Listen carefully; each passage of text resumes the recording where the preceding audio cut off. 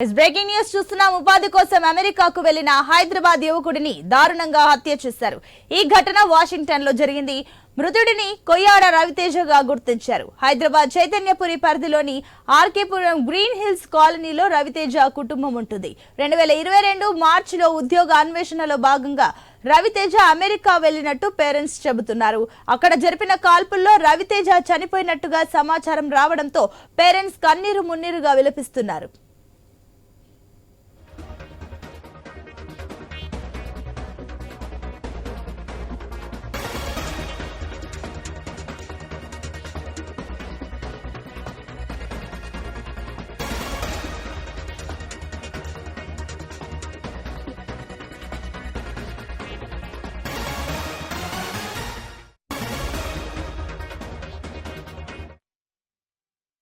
ఉపాధి కోసం అమెరికాకు వెళ్లిన హైదరాబాద్ యువకుడిని దారుణంగా హత్య చేశారు.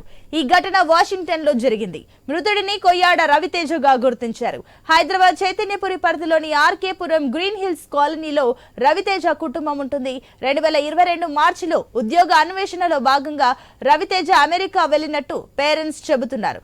అక్కడ జరిపిన కాల్పుల్లో రవితేజ చనిపోయినట్టుగా సమాచారం రావడంతో పేరెంట్స్ కన్నీరు మున్నీరుగా విలపిస్తున్నారు. దీనికి సంబంధించి మరిన్ని డీటెయిల్స్ మా కరెస్పాండెంట్ రవిచంద్ర అందిస్తారు. రవిచంద్ర, ఈ ఘటన ఎప్పుడు ఎక్కడ జరిగింది అండ్ అదేవిధంగా కాల్పులు జరిపిన వ్యక్తులకు సంబంధించిన డీటెయిల్స్ ఏమైనా అందాయా?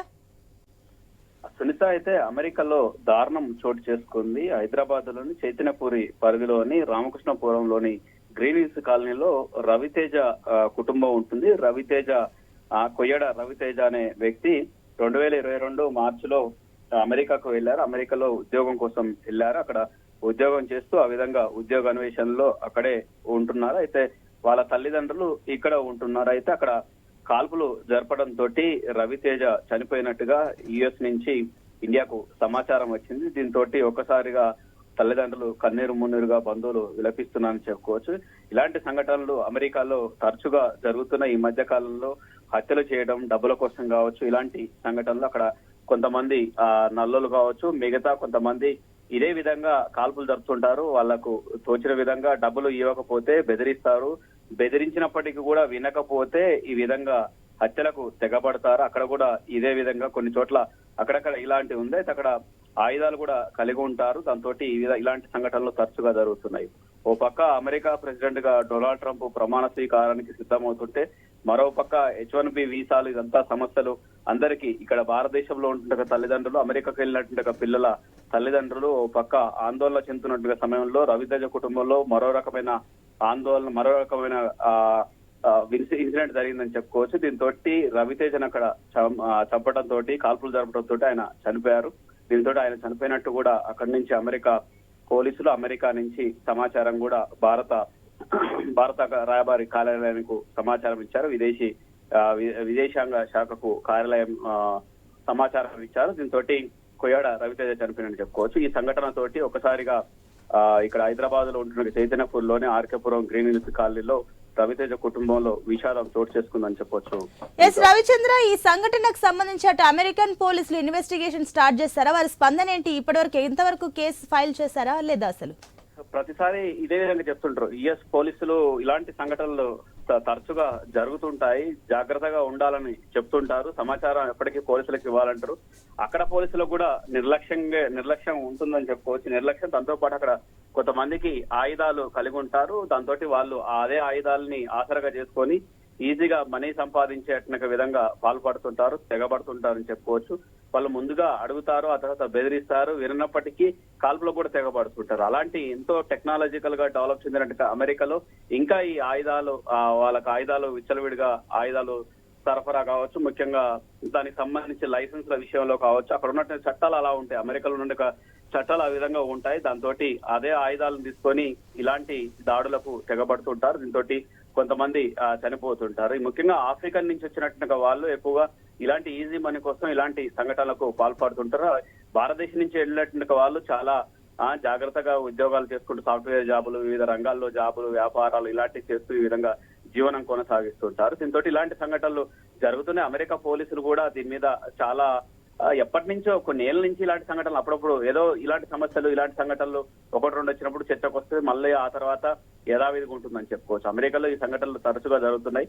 మరి డొనాల్డ్ ట్రంప్ కొత్తగా రెండోసారి ఆయన ప్రమాణ స్వీకారం చేస్తున్నారు. ఇకనైనా ఆయన ముఖ్యంగా అమెరికాలోని అంతర్గతంగా ఇలాంటి ఆయుధాలకు సంబంధించి లైసెన్సుల విషయంలో కఠినంగా ఉండాల్సిన అవసరం కూడా ఉంది. ఎస్ రవిచంద్ర, మీరు చెప్తున్నట్లుగా ఇప్పుడు చాలా మంది కూడా వలస కార్మికులు అక్కడికి వెళ్తున్నారు. ఇక్కడ ఏదైతే ఆల్రెడీ రవితేజ పేరెంట్స్ కూడా చెప్పినట్లుగా ఉద్యోగ రీత్యా తను అమెరికాకు వెళ్ళినట్లు మనకు క్లియర్ గా తెలుస్తుంది. సో ఇలాంటి టైంలో ఆల్రెడీ డొనాల్డ్ ట్రంప్ ప్రమాణ స్వీకారం చేస్తున్నారు. దాదాపుగా 100కు పైగా సంతకాలు కూడా ఈ రోజు కొన్ని వాటిపైన సంతకాలు చేయబోతున్నారు. అయితే ఇక్కడ క్లియర్ గా మనకు కనిపిస్తుంది వలస కార్మికుల భద్రత విషయంలో అమెరికా ఇప్పుడు ఏమైనా చర్యలు తీసుకోబోతుందని అనుకోవచ్చా ఈ సంఘటన తర్వాత?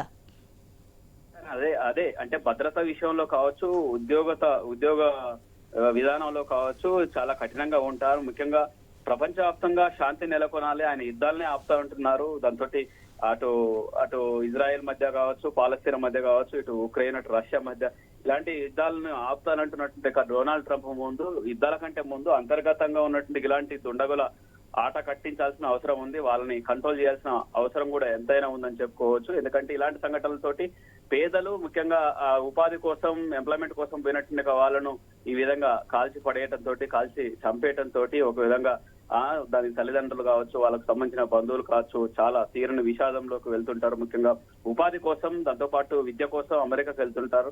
అమాయకులంటగా వాళ్ళని ఈ విధంగా ఆసరా చేసుకొని వాళ్ళు అక్కడ తెగబడటం, డబ్బుల కోసం ఇలాంటి సంఘటనలు జరుగుతుంది. డబ్బుల కోసం బెదిరిస్తుంటారు, ఆయుధాలు పట్టుకొని బెదిరిస్తుంటారు. ఆ తర్వాత చెప్తే వినకపోతే ఒకసారి పక్క కూడా కాలుస్తుంటారు, ఆ తర్వాత నేరుగా కూడా కాలుస్తారు. ఎవరు లేని సమయంలో ఇలాంటి సంఘటనలు చోటు చేసుకుంటాయి. యుఎస్ పోలీసులు కూడా జాగ్రత్తగా ఉండాలి, ముందు సమాచారం ఇవ్వాలని చెప్తుంటారు. అయినప్పటికీ ఈ సంఘటనలు తరచుగా జరుగుతున్నాయి. అందులో భాగం ఇవాళ కూడా మరో సంఘటన జరిగింది. రవిచంద్ర, మరోపక్క అటు రవితేజ కుటుంబ సభ్యులు ఏమైనా అధికారుల నుంచి సహాయం కోరుతున్నారా? కుటుంబ సభ్యులు కూడా విదేశాంగ శాఖ నుంచి సమాచారం తెప్పించుకుంటున్నారు. ఎందుకంటే ముఖ్యంగా డెడ్ బాడీ ఇండియాకు తీసుకొచ్చేందుకు కూడా విదేశాంగ శాఖ రిస్క్ తీసుకోవాల్సి ఉంటుంది. విదేశాంగ శాఖ నుంచి సమాచారం వచ్చింది. దాంతో మళ్ళీ అక్కడి నుంచి డెడ్ బాడీ వచ్చేందుకు దానికి సంబంధించిన ఏర్పాట్లకు సంబంధించి ప్రభుత్వం ఏర్పాట్లు చేస్తున్నట్టు రవితేజ కుటుంబ సభ్యులకు సమాచారం ఇచ్చినట్టు తెలుస్తుంది. దీంతో ఒక విధంగా తీవ్ర విషాదంలో ఉన్నారని చెప్పుకోవచ్చు రవితేజ కుటుంబం. సునీత.